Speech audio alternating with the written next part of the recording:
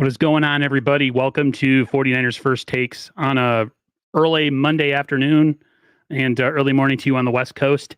So, being that it's post-draft and there's a lot of questions about some of the people we picked, UDFAs, all that kind of stuff, I figured there's only one person I wanted to bring on to answer all that. I wanted to get his inner scout and talk about some of these players of interest. So without further ado, let's bring in Larry Krueger and let's get right into this thing. How you doing, Larry? Good, man. How are you? I'm all right. It's a little bit, it's a week out from the draft or so. No, it's about a week out. And I figured, I started listening to KNBR back in like 2011, 12. And you were one of the people that I was listening to after we drafted, whether you were a fan of the picks or not, or, guys that you thought we brought in as undrafted free agents that would maybe make an impact or something. So now that you're doing your thing on YouTube, and which is really successful, by the way, I figured I'd get your opinion. Before we do that, though, I just want to let you kind of let everybody know, because a lot of people do know, but for people who don't know who you are and what you do, just give them a kind of a little bit of a summary of your channel, your background, and then we'll get into this thing. Yeah, well, I've been doing media work since the mid '90s, but prior to that, I scouted in the NFL with the Cardinals, and prior to that, I scouted in the Canadian League with the Sacramento Gold Miners, and I just up on the personnel side of things. So I have my own YouTube channel, The Krueger Show. So like and subscribe on YouTube and check it out. And we're doing a bunch of things. We're doing post game stuff after Giants and Warriors games. We'll continue to do that around 49ers. We talk a lot about the Niners, a lot about the NFL draft. And that's really it. Giants, Niners, Warriors, draft, NFL talk. That's basically, what I do on my channel. I do live streams. I do post games after Warrior and Giants games right now, and we'll have that same plan to do after Niner games starting this summer or starting in camp and going into the preseason and regular season. So that's really what I'm doing. It's going really well. We've got sponsors. We've got almost 4,000 subscribers in about a month, and we're just there's some other things that I'm going to be doing on the horizon, also related to stuff, but nothing just yet. And onward and upward. No longer KNBR. They got cut there in a budget crunch a few weeks back, or about a month back. And it's just kind of the way of the world in the radio biz. The radio world is shrinking. The digital world is growing as the audience migrates from terrestrial radio to the digital platforms, and that's probably one of the reasons you're doing your YouTube show. It's the reason that a lot of people have moved into the YouTube space in the last few years, and I'm really enjoying it. It's a whole new world for me. It's in some ways it was scary initially, but in a lot of ways it's been very, very rewarding, and we just have a lot of momentum. So if people like what I do, go to the Krueger Show, like and subscribe, hit the notification bell, and you'll be notified next time I'm doing anything. Yeah, and like you said, you're not just 49ers. You do Giants post game, you do Warriors stuff. You're a little more well-rounded than some of us 49er content creators who only talk about the 49ers. So if that's not something that's going to drive in people, I don't know what is. Because sometimes people don't want to hear 49ers and March or whatever. They want to hear about whatever other sports are going on. So I subscribed to your channel immediately as soon as I found out you were doing it, because you've been awesome enough to come on my show a couple times, and I loved listening to you back in the day, especially the pre and post game. Freaking phenomenal. So I'm going to miss that, but I get that I get more of a personal take on that now that you're on YouTube. So it's a good thing. Well, and I will be doing post game. That's the plan, is to do I'll be doing more Niners than I've ever done. I'll be going to camp this summer, I hope, and giving daily reports on YouTube. And so it looks like, a lot of good content is coming down the pike. Yeah, I can't wait. I'm totally looking forward to that. So I guess we could get right into the draft. The Niners didn't have a pick until pick 61, of course. We all know that, with the trade for Trey Lance, the trade to get up into the top 3 to pick Trey Lance last year. So the Niners at 61, round 2, went edge, Drake Jackson from USC. Kind of a simple scouting report on him is he's got a lot of high end ability, strength and bend around the edge. And he can run, he's pretty decent in the run game.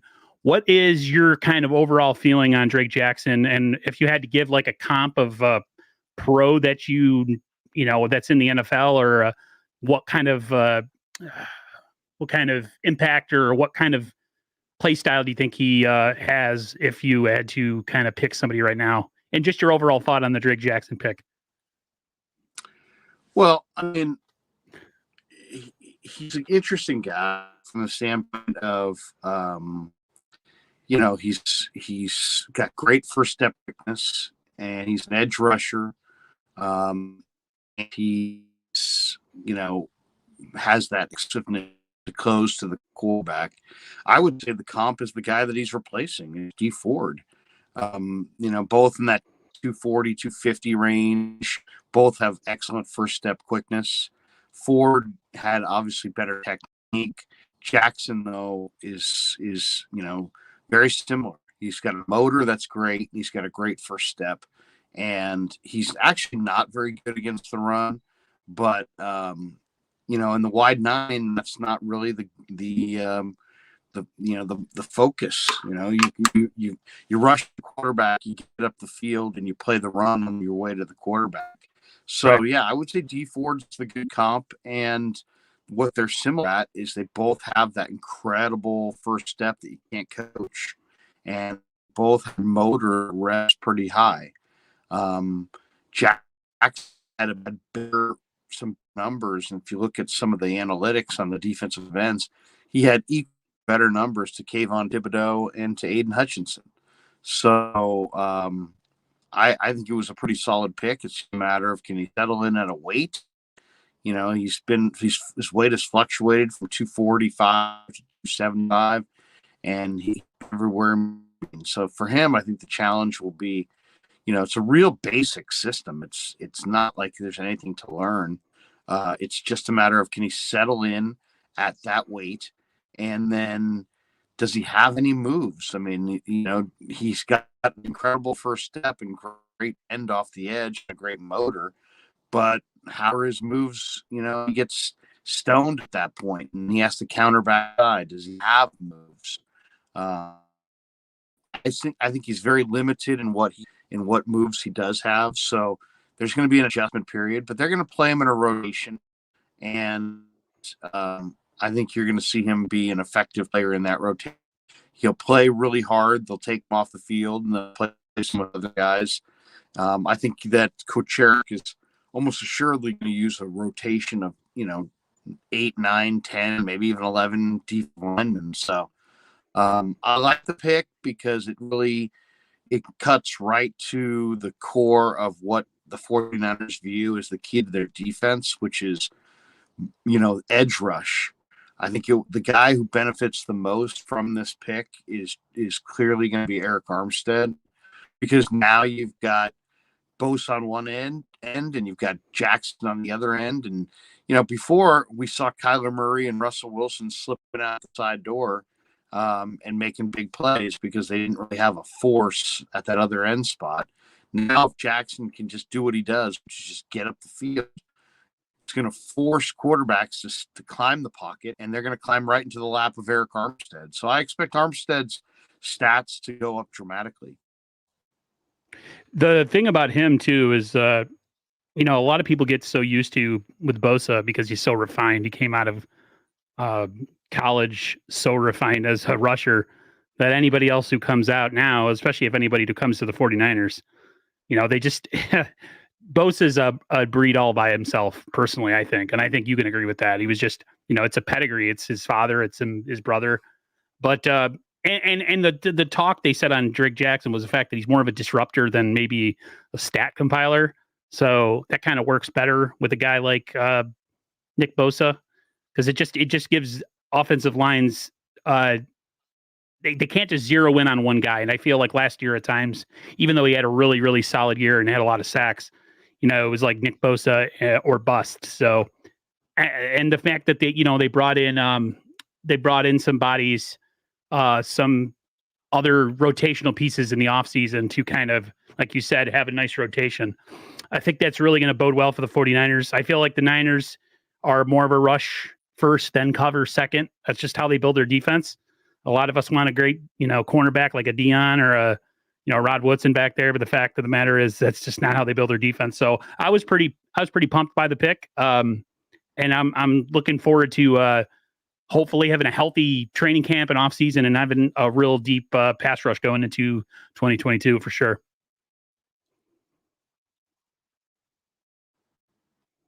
Yeah, I mean, it's this is the key to how they view defense. That they feel like not decent players on the back end, that they're different, that all the difference makers they want to invest in are up front. They really believe, it's a rush and cover game, and they really believe strongly in that philosophy that if you provide the rush, there's a number of guys that can cover. Where as opposed to if you can't get rush, then you could have the greatest cover man in the world and it wouldn't be good enough. So I think, it's a set approach, and now it's a matter of can Jackson, settle in a weight, beat right away. As I said, they're not asking him to do a whole lot. I mean, they really aren't. I mean, it's not a read, or it's not nearly as complex as, like, let's say Danny Gray, who's going to have to step in and learn the route concepts and fit in all the complexities of a Shanahan offense. It's a different deal. Coach Eric is about, wide nine in the end, shoot up the field, and they bend the edge, and they put a little on the quarterback, and just up the forward quarterback to step up and move. And so that's really all he's going to do. There's not a lot of reading. There's not a lot of reacting. It's not about any kind of crazy adjustment. And so I think that Jackson, you can expect him to have an impact because I think he can do exactly what they need him to do. I'm definitely looking forward to seeing this defense this coming year with him in there and just all the pieces like Teray. And just, I'm trying to think who they let go of Arden Key, but they brought back, who I'm talking about. He played in Seattle last year. His name's escaping me, but I'm just looking forward to the defense as a whole, especially with some of the additions they made to the secondary too, just how much better they could be. They were actually pretty decent last year considering how things were. Kerry Hyder, thank you, chat. So I figure we transition real quickly. I'll just touch on this. The pick in the third round, Tyron Davis Price, a lot of people weren't too high on it, figuring that the Niners maybe go safety at that pick. But they went running back.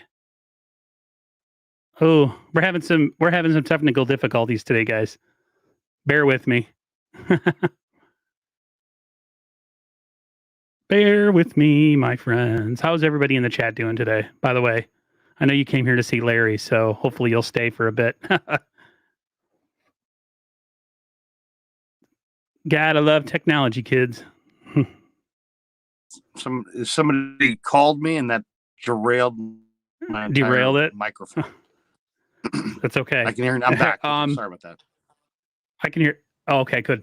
No, I was going to say this: the Tyron Davis Price pick was a pick that not a lot of people were happy about. They thought the Niners maybe go safety at that pick.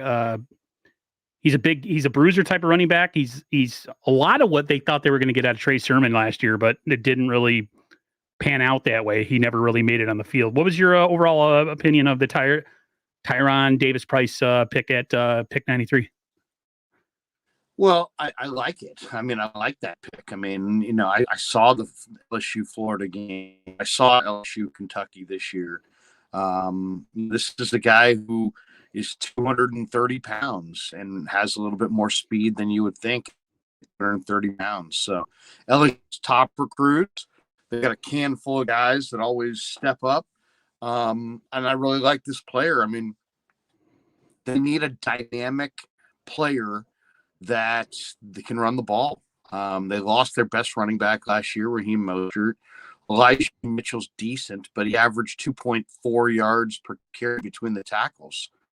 Trey Sermon is a slasher who I really like, and I think he'll be much better this year. But he hasn't made his breakthrough yet. I guess you could argue he was good in the Seattle game, just didn't use him after that.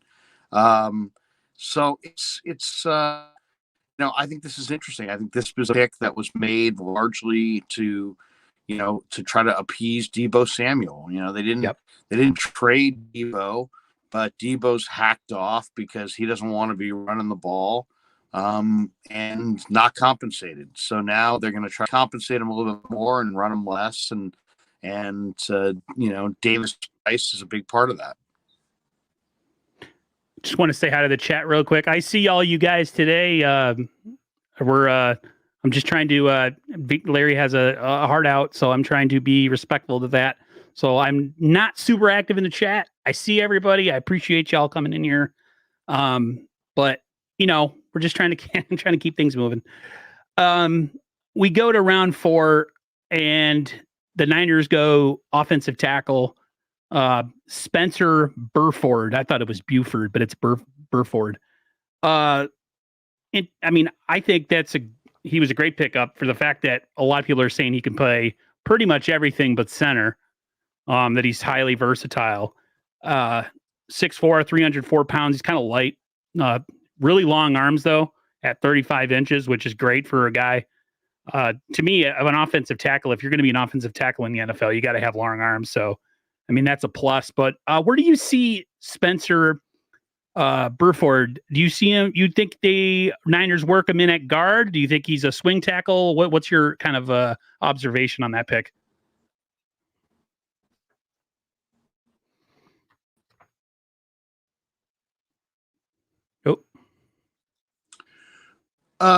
Just a really interesting prospect with long arms and who's versatile, and he's got good feet. I think a lot of people view him as a sleeper. He's a little bit of a developmental guy. I don't think he's ready to go, but I think he's great. And I'm not sure what he's in. Probably at guard. Play both guard and tackle, and he's played both the left and right side. So I think there's great versatility there. I like the prospect, but I think he's more of a long range play. I don't think he's going to help right away.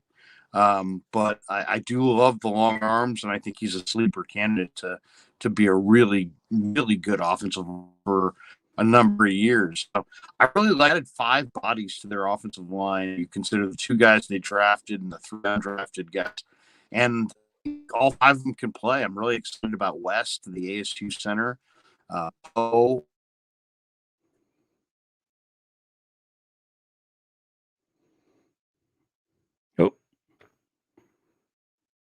We're frozen.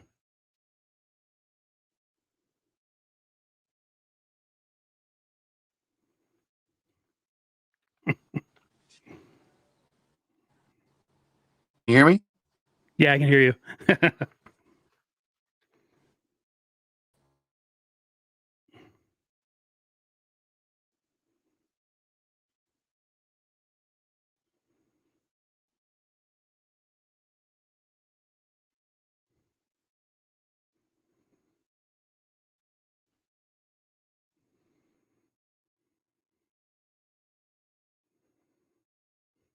We are frozen, guys.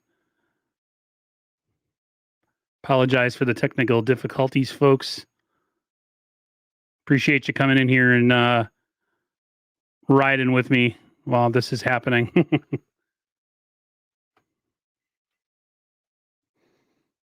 You say Burford should gain 50 more pounds. Yeah, he's kind of light for an offensive tackle.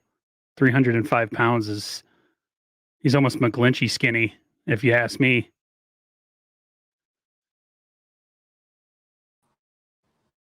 Oh. We're having some freezing issues over here, Larry.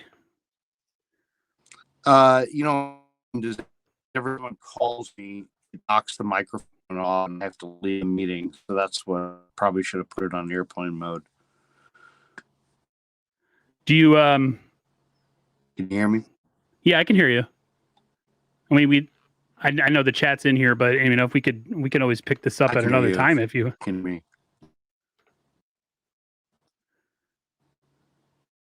Okay.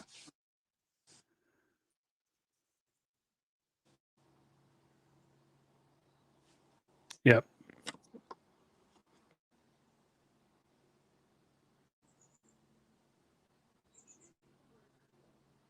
Yeah, we're definitely having a major delay on that side.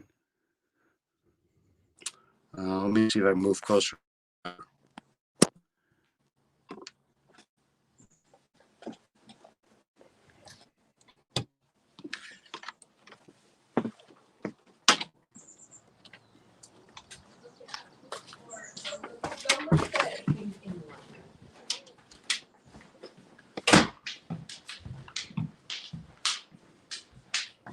You say it's okay. It's Thor Day, Brian Culp in the chat. What's that?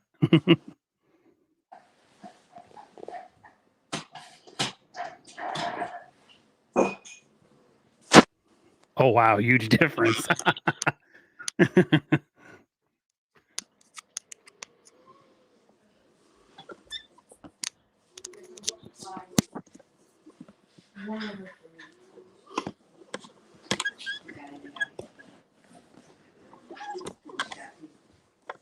Yeah.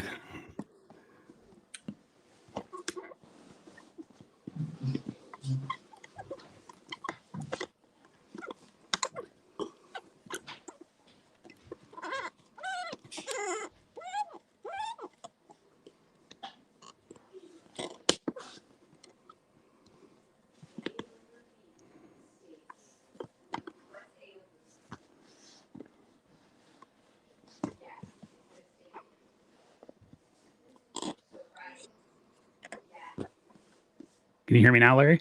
Yeah, I got you. Oh, wow. What a difference. It's night and day.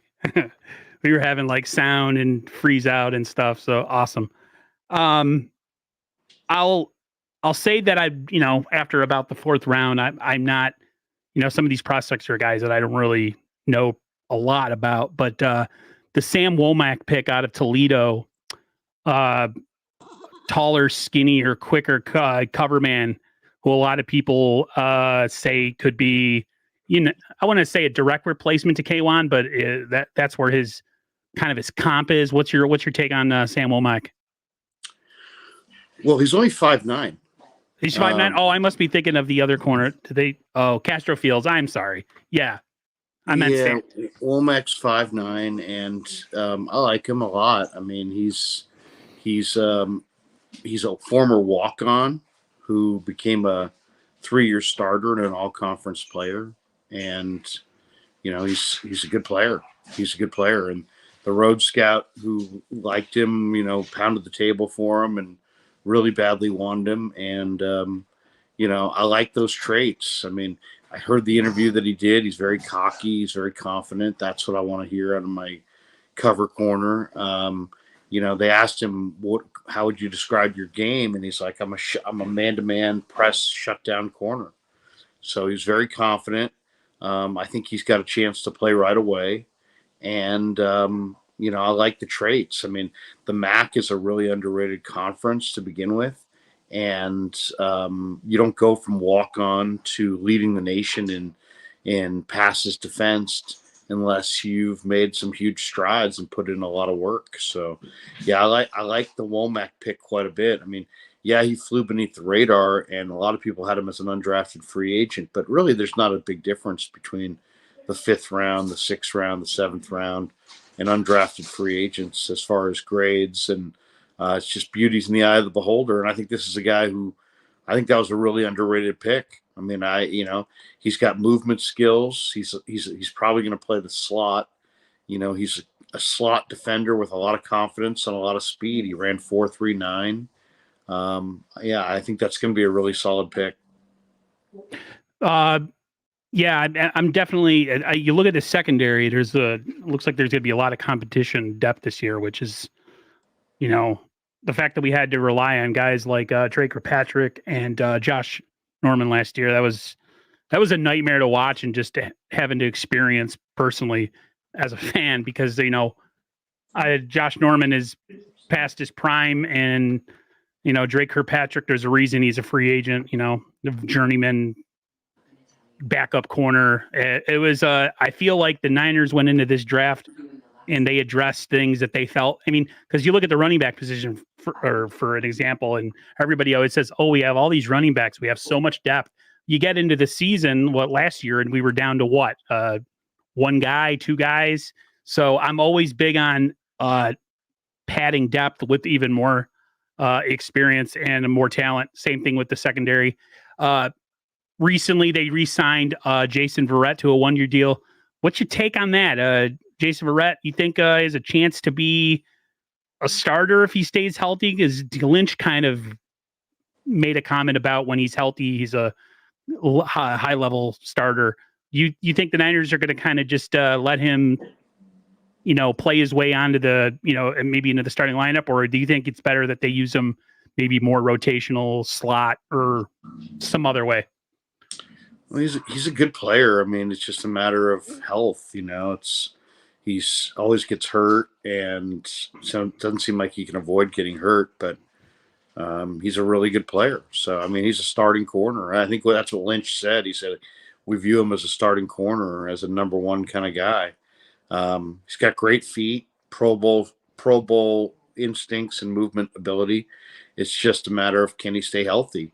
And I don't think they're fortified there. I mean, when you have a player that's talented that can't stay healthy, and he's a local kid, so they brought him back. He wanted to play locally. He's from Fairfield, which is right in the Bay Area, and so the price was right because the injuries are his story, and it's just as simple as that. Can he stay healthy? If he can, he's going to be good. It's unfortunate with him because his talent is you notice it right away, but he, like you said, he's never been able to stay healthy. I think was it 2020, and I don't know what other season he's pretty much been injured every season that he's been in the league, and a lot of them have been season-ending type injuries too. I think he blow out his Achilles in one of the seasons way back. I forget, but he'd been those kind of low leg injuries that have kind of just it's been like they've curtailed his career from being a Pro Bowl level type player.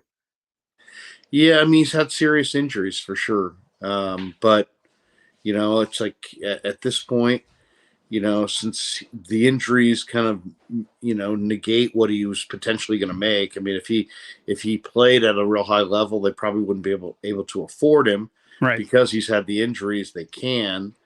They're pretty fortified there. I mean, they've got Ambry Thomas. They signed Charvarius Ward. They have Emmanuel Mosley. They now have Verrett. You still have Diamador Lenore. You just drafted, Castro Fields, Tariq out of Penn State. You just drafted Womack. They're pretty fortified. I even like some of the DBs they got after the draft. So it's, they're typical NFL team. If you have a full complement of corners, that would mean you'd have like 5. And I think the 49ers maybe have 6 or 7. So they're pretty set there at corner. It's the Charvarius Ward signing and kind of negates the loss of K1. We still don't know if Tart's coming back at safety, but at corner, they seem to have 5 or 6 guys right now that they like. So it should be an interesting summer for sure. What's your take on I've got to have his name right in front of me here, Leon O'Neal Jr., the undrafted free agent safety? A lot of people are kind of falling all over themselves with this guy. Does he? I mean, because the Niners, you're right, they don't have an answer across from Jimmy Ward. Jaquiski Tartt still isn't signed. To To me, I think the best value of it for them would be if they just brought back Jaquiski Tartt, and that would be that. But you look at the safeties that they have on the team right now, and I'm not really encouraged with any of them. Any thoughts on Leon O'Neal Jr. making this team, or do you think he's more, special teams or not even close?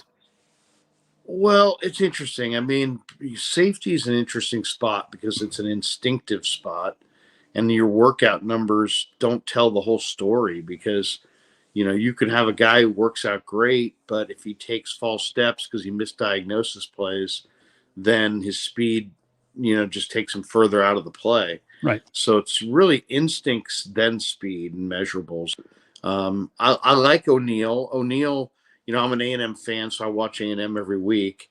He's got the prototypical physical build that you're looking for in a safety. There's some stiffness in his game as a coverage player. I kind of view him as more of a box safety who's going to be strong against the run and play more of a strong safety, deal in the Niners secondary. But there's limitations in coverage for sure. He's a little stiff, but if you watch him, he plays, much faster than his time speed, and he was a little bit more fluid than you would think, based on the scouting reports that I read. I mean, they made him sound like he was a total liability in coverage. He played in the SEC. I don't view him as a total liability in coverage, but he doesn't have premier coverage ability. So, I mean, I would have to say he's a strong safety, but as you said, I mean, there's not a lot of bodies there. I mean, you got Hufanga, who is he a special teamer? Is he a starting safety? Tarvarius Moore, another guy with great speed, but he's probably a corner. He's not really a safety. He doesn't really have instincts to play safety. So No. they're kind of, they're limited body-wise there. So O'Neal's going to get a full run for sure to show what he's got. I think he'll make the team. I do. I think he'll make the team. I could see him they're going to carry 4 safeties. I could see him being the 3rd or 4th safety. Interesting. Especially for him being an undrafted free agent. That would be huge for him. Just the fact to be undrafted and then all of a sudden you're on a 53-man roster. That a lot of people are pulling for him, a lot of fans. The Khalia Davis pick at 220 at 220, 6'1", 302 pounds. When I look at him, I think DJ Jones right away, but I don't know if he's exactly the same type of player. He is the shorter, kind of wider guy, kind of a squashy guy, kind of like DJ Jones. He seems talented. They said he has the ability to scrape across the line of scrimmage with good agility, something that Contavious Streets definitely struggled with when he was here. What's your take on Khalia Davis? Reasonable chance to make the team, or again, just another body per se? He might be on the non-football injury list this year. That's what okay, that's right. That's right. Because he's got the knee and he's 4 months out from the surgery. He's coming off an ACL, but I mean, he wore 22 at Central Florida. He's a former linebacker who played Mike, Sam, and Will linebackers, and he just kept getting bigger and bigger and bigger.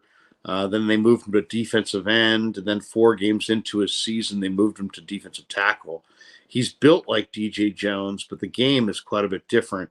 DJ is strong against the run and has great quickness. This guy has unbelievable quickness and not near the anchor strength against the run, but more pass rush than DJ had. So, I mean, this guy's going to help you more as an interior rusher. I think you were right to compare him to Street, or to at least bring up Street. I think that's what he is.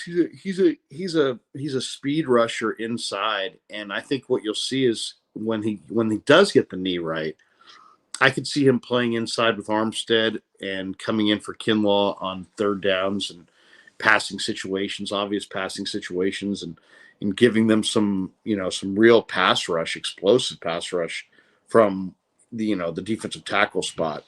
I really like him. I think this is a really, really good pick. You don't see guys that have this kind of quickness and this kind of motor that often. This is a guy who plays really hard and is playing a million miles an hour. He plays fast. So, I really believe that in today's NFL, that especially in this wide nine Crisco Cherrick defensive line, it's all about rushing the passer. And then you play the run on the way to the quarterback. And I think Khalia Davis is another guy that they're going to play him in a rotation. And I could see him being a huge key figure in their NASCAR package. I was just going to ask you that. Yeah, I mean, I Yep. just think that I think he's, people are going to be shocked when they see how quick this guy really is. So, yeah, they're incredibly deep there. I think they took a player that had like a second or third round grade and they got him late on day 3 because of the injury. And so now it's just a matter of, can they get him healthy and get him out there? And I have a feeling that he may have to redshirt his rookie year. But when he does hit the field, I think Niner fans are going to be thrilled with what they see. I think this is where you draft guys that have those kind of, coming off an injury. You draft them in the 6th round. I think with the whole Belky situation, and he was drafting guys coming off major injuries, and they would draft them a lot earlier than they should, and had all these expectations, and they were going to come in, and then the player never works out. Whereas this guy, you pick 220. If he doesn't work out, it's not a huge loss. But if he does work out, it's a low risk, high reward type situation.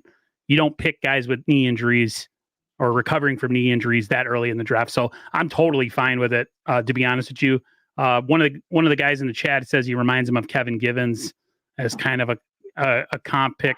I'm a big Kevin Givens guy.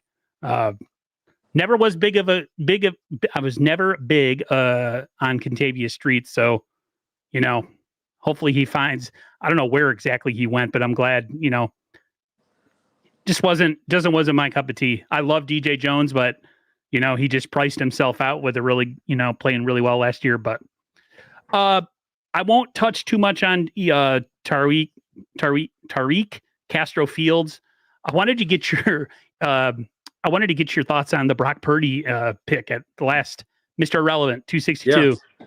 That is, I heard a lot about him in the pre-draft. So it was definitely a name that was recognizable, but he's definitely limited. Somebody said he's Nick Mullins 2.0. He can move around a little bit. He has a decent arm, not huge. And depending on what reports you read, some say he's accurate, some say he's somewhat inaccurate. What's your read on Brock Purdy? Well, there's no doubt he's accurate. He's set. I think he's isn't he? I mean, I don't have his numbers in front of me, but isn't he a 70% completion percentage guy? Yeah, his numbers were pretty nice. I'm not exactly sure his completion percentage, but he's definitely up there. Yeah, I mean, he's a far better player than Nick Mullins. I'll say that right now. I mean, I spent an hour looking at Purdy last night, actually, because I didn't feel like I had a real good handle on him. And I mean, tough kid, very serious, very prideful. And I think he's small-ish, but he's tough. His downside, Aaron, is that he holds the ball maybe a little too long in the pocket. The upside is twofold. I mean, the upside is, he gives them a very cheap quarterback room now going forward. So that's a really good thing. And then also, he's a guy that has played a lot of football. And so I think as Trey develops, he'll have a guy there who watching film with him who's played a lot of football. That will help. That will help him watch film and notice the nuances that often come with film study. He'll learn a lot from Greasy, Trey Lance will, but he'll learn a lot from Purdy as well. I like Purdy. I think, he's kind of got that linebacker mentality. He's a tough kid, and he's I wouldn't call him super mobile, but he'll move well within the pocket. He's got a better arm strength than Nick Mullins. I would say significantly better arm strength. and he's got that same stature as Mullins, so he's on the smaller side. But I like him. I think that was a really good pick. He's cerebral, he's competitive, he's serious. As I said, he'll be inexpensive, and I think you're looking at a guy who, is going to be in the NFL for a decade, probably as a number 2. But I like the pick. I mean, there were other quarterbacks that I like too. I like Nick Starkel from San Jose State. I really liked Skylar Thompson, who went to the Dolphins on day 3 from K-State. And I kind of started to like that 6'7" quarterback that was in the draft from a small school. Man, that's tall. Yeah, I forget his name, but Purdy. The nice thing about Purdy is, he played in a major conference. He's played in a lot of big games. He's got experience. He's got some toughness. Definitely smart, motivated. So I think overall, pretty good pick. I mean, at that point, you're looking for just give me a player who can make my roster. Right. And they feel like Purdy would make their roster. And I think it's pretty clear that the plan is to trade Jimmy Garoppolo before camp starts. And your 3 quarterbacks will be Trey Lance and Sudfeld and Purdy. And none of those guys make a lot of money. So it's going to be a very inexpensive quarterback room. And they can use that money now to spend on the rest of the roster. Yeah. The Jimmy Albatross is unfortunately still hanging over this team. I want to say real quickly, thank you to G.I. Jones in the chat for the $1.99 super chat. Said Purdy looks like Jimmy G to me. Thoughts? I mean, a lot of people were pretty happy post draft with the signing of or the drafting of Mr. Irrelevant. I've never seen that many. I mean, it was mostly Niner fans, but there was a definite like a cry of like happiness. I'm like, I've never seen that before with the last pick of the draft. So pretty interesting.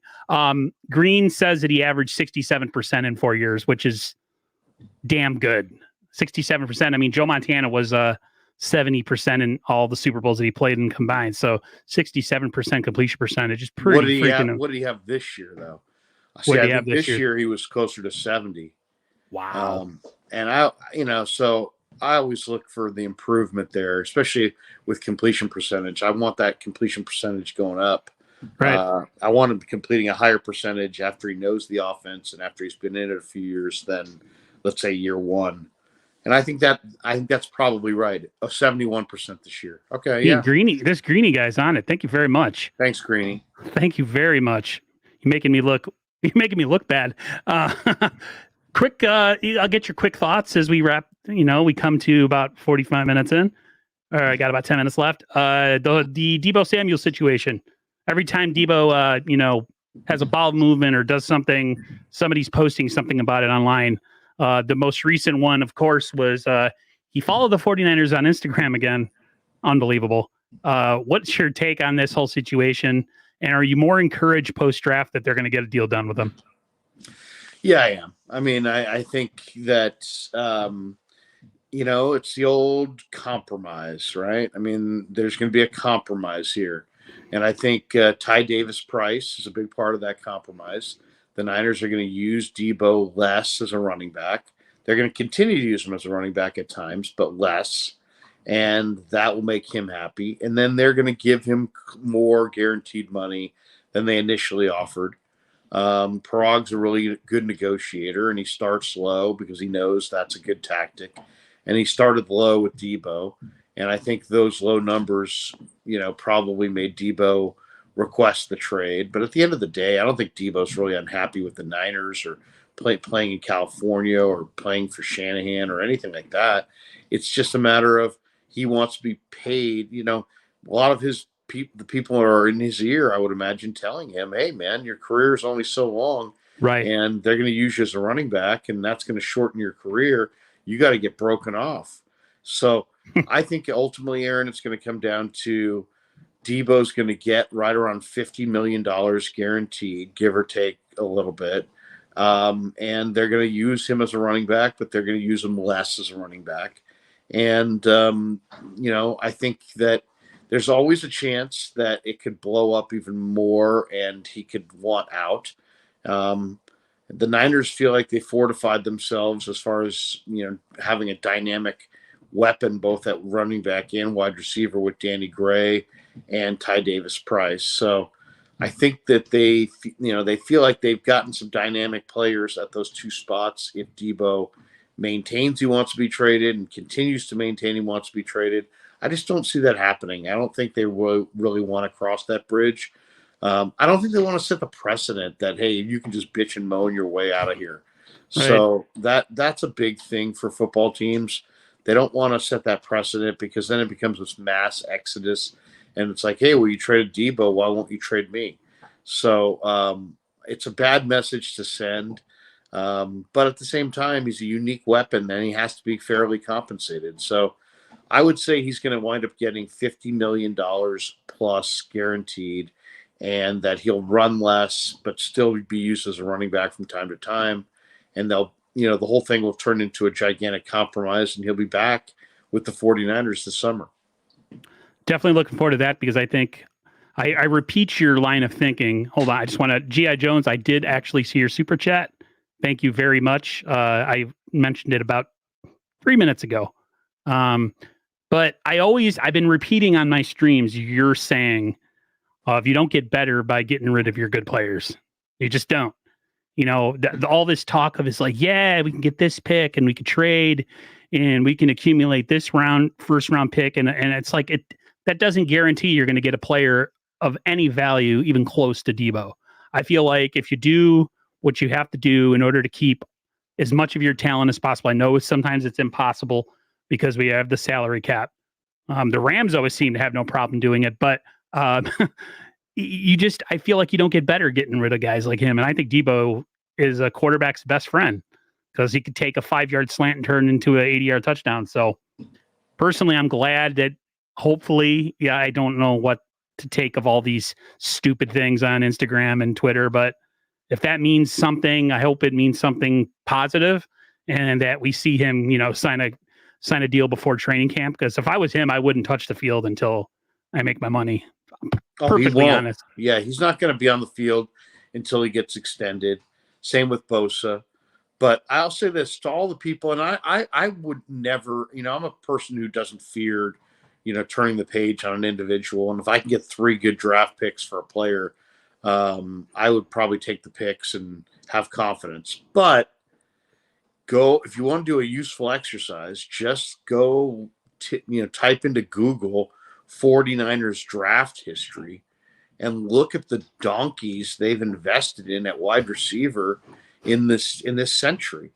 Go back to 2000, which is 20 plus years ago now, and look at the wide receivers this organization has drafted, and then come back and tell me you want to trade Deebo for picks, because there's 25 picks there invested in wide receivers, and most of those guys couldn't play dead.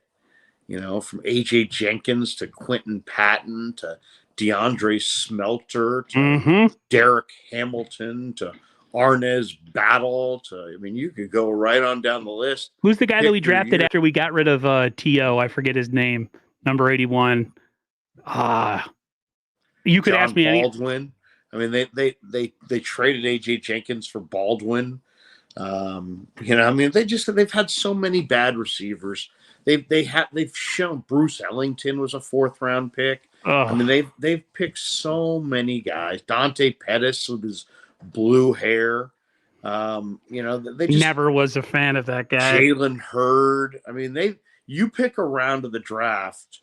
They've picked a bust wide receiver in that round of the draft, like in the last 10 years. It's like they've seriously, if there is a team, it's ironic as hell that the 3 greatest wide receivers in the history of the league, Rice, Moss, and Owens, all played for the Niners, because they have not been able to find themselves a wide receiver of even decent caliber wide receiver for years. So I get the idea of, hey, you got a great wide receiver, don't trade him. But at the same time, if he demands to be out, what can you do? You take the picks, you make the best you can out of it. I wouldn't have been afraid to take the 10th pick in the draft for him, but the odds are that the Jets would have gotten better value in that trade. Definitely. The guy we were talking about was Rashawn Woods. That was the pick that followed T.O. out the door. Rashawn Woods. Yeah, He was great at Oklahoma State, but man, nothing in the NFL. Nothing.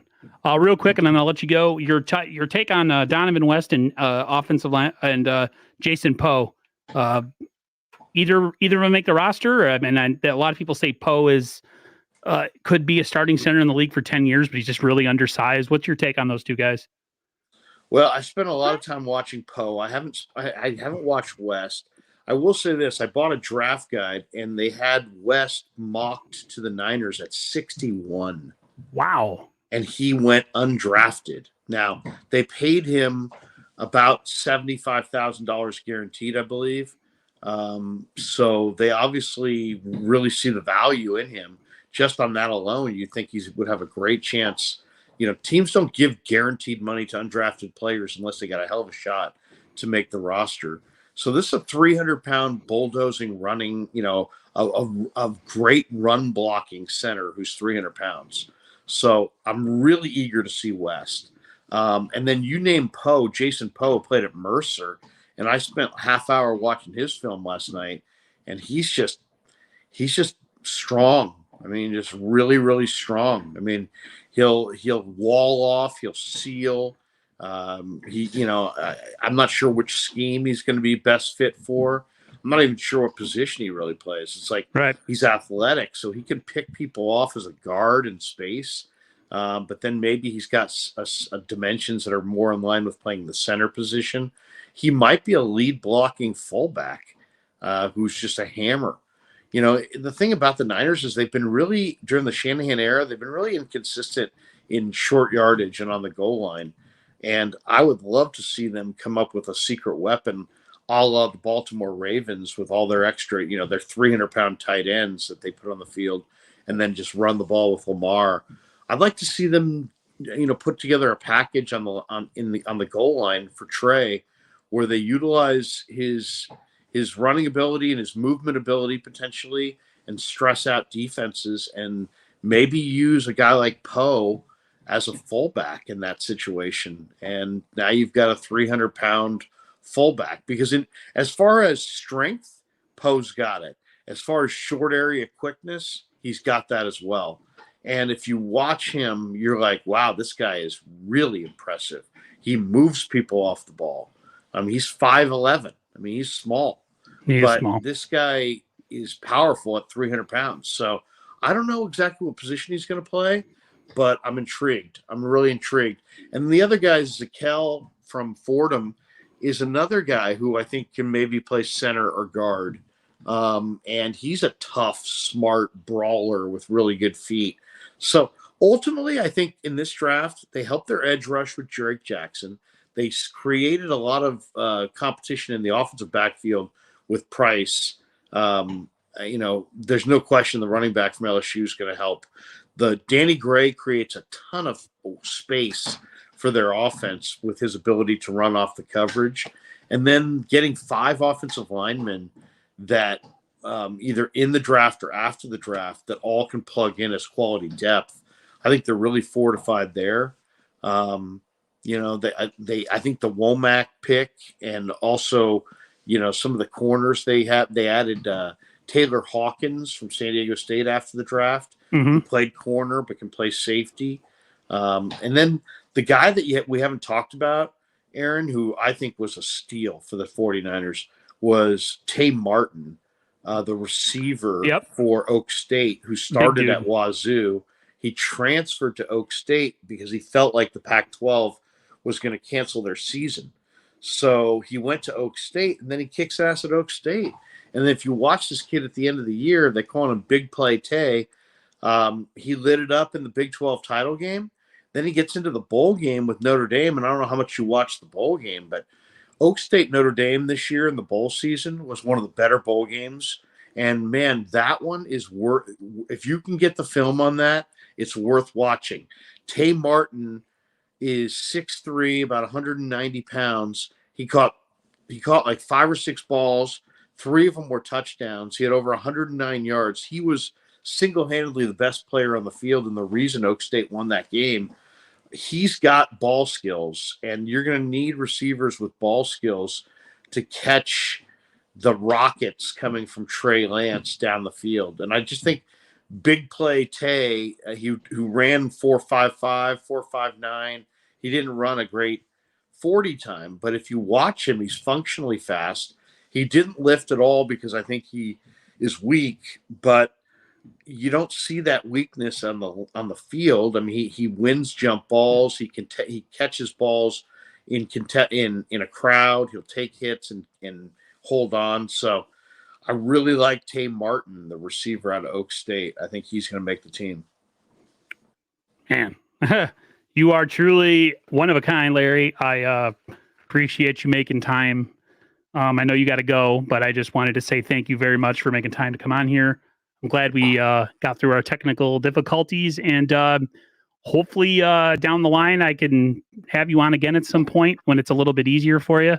But I just want to say that I wish you the most best of luck and great fortune with your channel, because you are one of a kind. Like I said, 2011, I started listening to KNBR, and I zeroed in on you right away. And the fact that you've made your time available for someone like me who's just a YouTuber, greatly appreciated. And I thank you for entertaining the people that come in here who, want to hear some nitty gritty on some of these draft picks. So thanks again very much. Hey, Aaron, man, you're the man. I'll come on with you anytime you want, man. And for all the other Niner YouTubers out there, if you want me on your show, just ask, man. Just ask. And I'm glad to help out.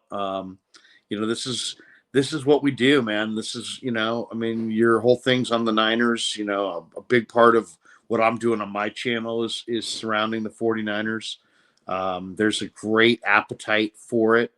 And it's a labor of love. You know what I mean? It's Yep. We all enjoyed talking about these prospects. I would say overall, it was a very good draft season because the Niners got, I think, and I know a lot of these players, as you know, I think they got one of the best undrafted free agent classes I have ever seen. And I would be shocked if 5 or 6 of these guys out of the 14 that they signed, I'd be shocked if 5 or 6 of them don't make the team. And Wow. I think it's going to be a really interesting summer. I think they're going to show up in Santa Clara with a pretty stacked roster, and I think there's a lot more talent. I think they have more talent on their roster than most teams in the NFL believe. And I saw somebody listed the top 5 teams in the NFC the other day, and the Niners weren't on it. And I thought to myself, wow, you're not going to put the 49ers as one of the top 5 teams in the NFC. I undoubtedly know that they are. I'm sure you do as well. And it's going to be fun this summer as the rest of the league kind of figures out that, going from Jimmy Garoppolo to Trey Lance is not a huge step down. It may not be a step down at all. And the 49ers still have an incredibly deep football team with a ton of talent, and they just added a lot of talent to it. So it's going to be a fun year. Absolutely a fun year for the 49ers. I can't wait. Yeah, I trust your eye on talent, especially for you once being a scout. So now I have some guys to look at, especially Tay Martin. I'm going to really have to zero in on him as training camp and preseason approaches to see if he makes this roster. So thanks again. I will let you go. Usually I talk after, but I know you got to run. So thank you very much for coming on, and enjoy the rest of your early afternoon, and talk to you next time, Larry. Thanks, Aaron. Take care, man. Good to talk to you. Thank you.